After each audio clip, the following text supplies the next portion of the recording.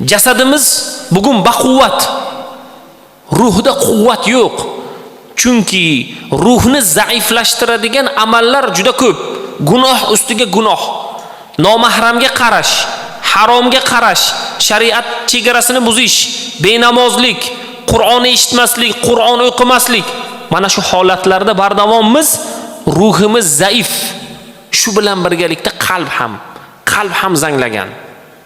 Duo qilamiz desak, ko'zimizdan yosh kelmaydi. Qalb qorayib, qattiqlashib borgan. Bir yetimni ko'rsak, nima bo'libdi deymiz, tamom.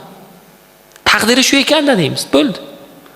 Bir o'likni ko'rsak, bir janozani ko'rsak, qalbi yumshoq odam bir yig'lab beradi. Otasi vafot etdi desak, "Voh, attang, otasizlik juda yomon" deydi. Bir yig'lab beradi. Farzandi kasal bo'libdi desak, shunday qalbi og'rinib duo qiladiki, ko'ziga yosh keladi. Bugun ko'zida yosh keladigan odamlar kam.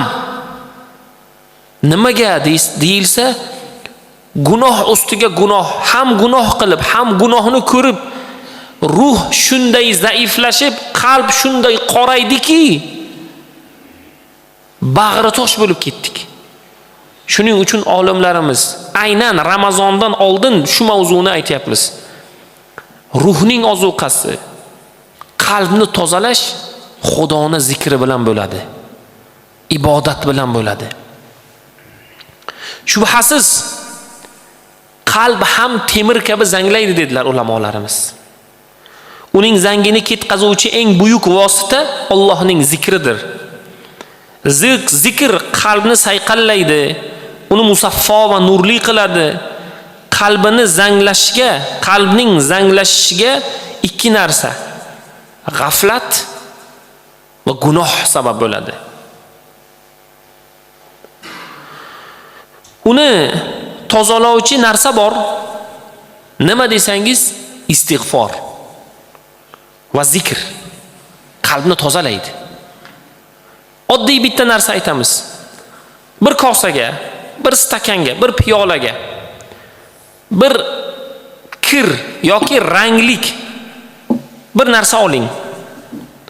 Ustidan toza suv qo'yaversangiz, oxiri borib u ham piyoladagi suv ham toza suvga aylanadi. Yonidan to'kilaveradi, chirkin suvlar to'kilaveriladi va toza holatga keladi. Qalb qoraygan, duolar qabul bo'lmayapti, ko'zda yosh kelmayapti, ruh zaif bo'lib qolgan. Uni qanday baquvvat qilamiz? Qalbni qanday tozalaymiz desak, istig'for bilan, zikr bilan. Demak, qancha aytamiz, qancha ko'p aytsak, shuncha manfaatlik, shuncha ko'p aytamiz. Alloh fazl beradi, Alloh yaxshilik beradi. O'tgan juma amr ma'ruf soatlarimizda, o'tgan yilmi endi, ancha muddat oldin 40 mingta istig'for fazilatini aytganmiz. Ba'zilar keladi, domla, bir niyat qilib istig'forni boshlagan edim.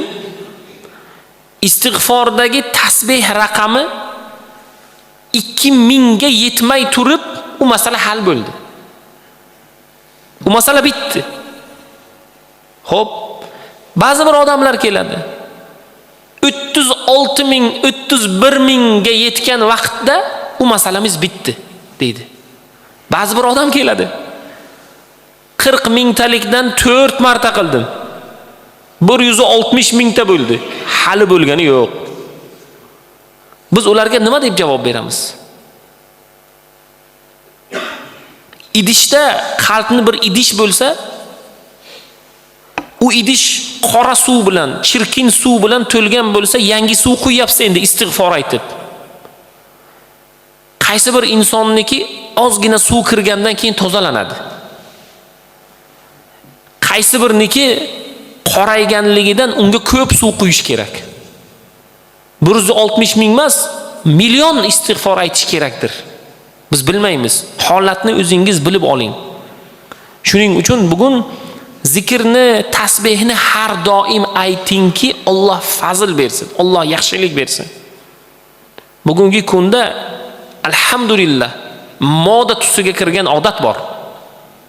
Bugun har birimizni hayotimizga kundalik ko'payib borayotgan holat bor. Bu gaplarni 5 yil oldin yoki bundan 10 yil oldin eshitmas edingiz.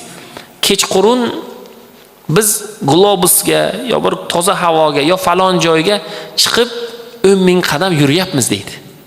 Ko'pchilik shu. Biz ovqatdan keyin kechqurun piyoda yurishni yo'lga qo'yganmiz deydi. Mashalloh. Alloh fazl bersin. Alloh yaxshilik bersin. Alloh bardavom qilsin. Chunki bu ham tanaga, ham o'zingizga, ham ruhiyat va kayfiyatingizga sog'liq. Unday qilmang demaymiz.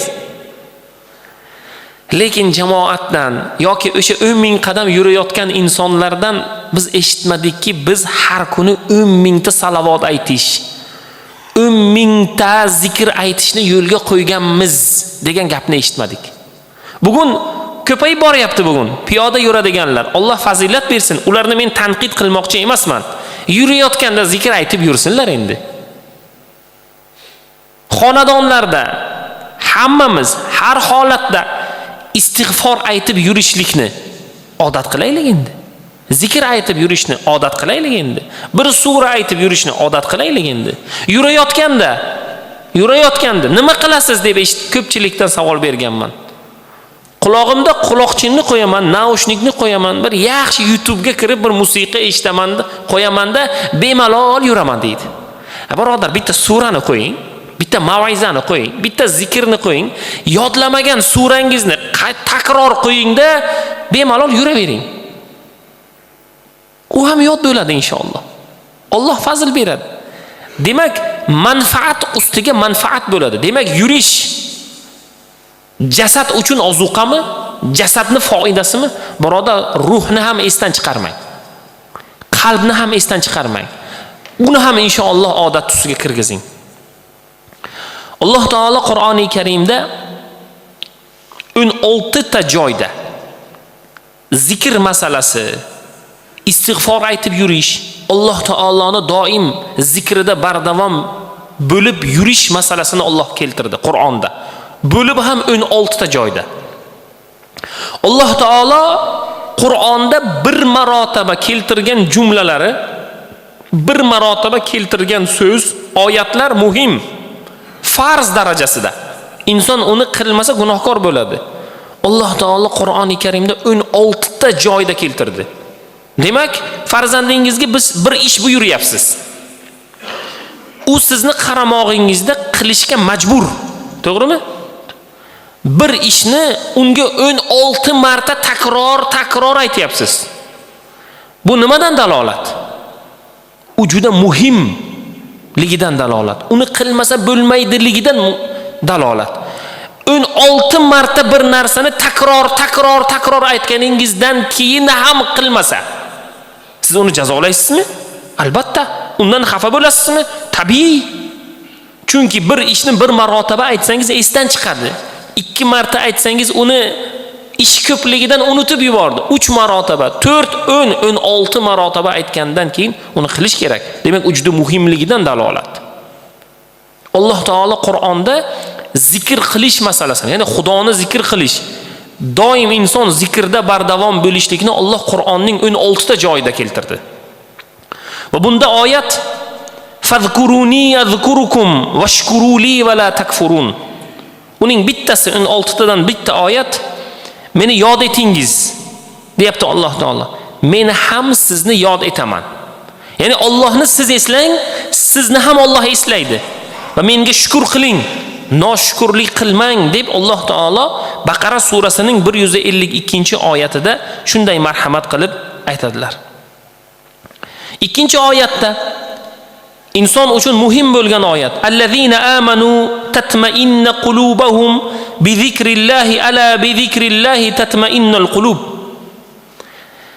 Iymon keltirgan insonlarning qalblarigina, e'tibor bering, qalbda iymoni borlarning qalbigina Alloh taoloni zikr qilsa qalblari orom oladi. Endi bizni iymon darajamiz qandayligini inson mana shu joyda bilishligi kerak. Qarang, zikr aytyapmiz, salavot aytyapmiz. Qalb holati qanday? Xotirjammi? xotirjam. Musiqa tinglayapmiz. Qalb qanday holati? Zikrda mustahkamroqmi, xotirjamroqmi yoki musiqadami? Imorat qurdingiz, yangi mashina oldingiz, yangi kiyim oldingiz. Qalbning xotirjamligi qanday-yu, zikr qilayotganda qalbning xotirjamligi qanday? Alloh taolo Qur'onda nima deyapti? Iymon keltirganlarning qalbi Allohning zikri ila orom oladi. Ogoh bo'lingki, Allohni zikr etish bilan qalblar orom olur. Ra'd surasi 28-oyat. Va shu joydan bilinadiki, bizni qalbimiz qaysi amallarni qilayotgan vaqtimizda orom oladi. Shuni o'zingiz uchun bilib olingda, o'zingizni holatingiz qandayligi bilinadi shu joyda.